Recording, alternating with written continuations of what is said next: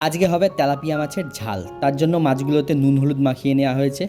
মাছের ঝালের জন্য এদিকে পেঁয়াজ কুচিয়ে নেওয়া হয়েছে, আর রয়েছে টমেটো কুচি, এদিকে রয়েছে ক্যাপসিকাম কুচি, আর বাটা মশলার মধ্যে আদা বাটা, রসুন বাটা, লঙ্কা বাটা। মাছগুলোকে এবারে ভেজে নেওয়া হচ্ছে।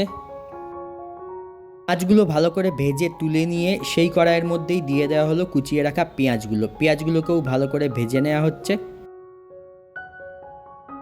আর এদিকে কুচিয়ে রাখা ক্যাপসিকামগুলোকেও ভেজে নেওয়া হচ্ছে।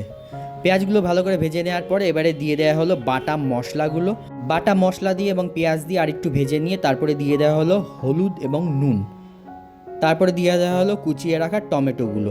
ভালো করে কষিয়ে নিয়ে এবারে জল দিয়ে ফুটে উঠলেই সেই ভেজে রাখা ক্যাপসিকামগুলো দিয়ে দেওয়া হলো। তারপরে দিয়ে দেওয়া হলো ভেজে রাখা মাছগুলো দিয়ে ভালো করে ফুটিয়ে নিয়ে তৈরি হয়ে গেল তেলাপিয়া মাছের ঝাল।